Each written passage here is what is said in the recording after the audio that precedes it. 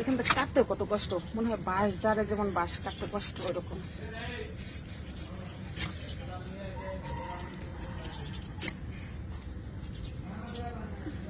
মোটা মোটা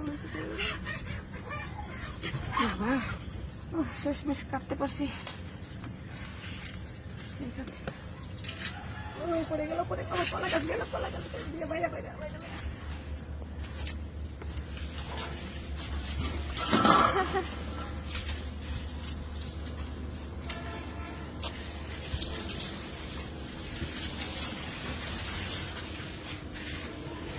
এতটুকুর পরে আমি আর পাতা ভাঙতে পারিনি, আমি আর কোনোভাবেই পাতাটা ভাঙতে পারিনি উপর থেকে।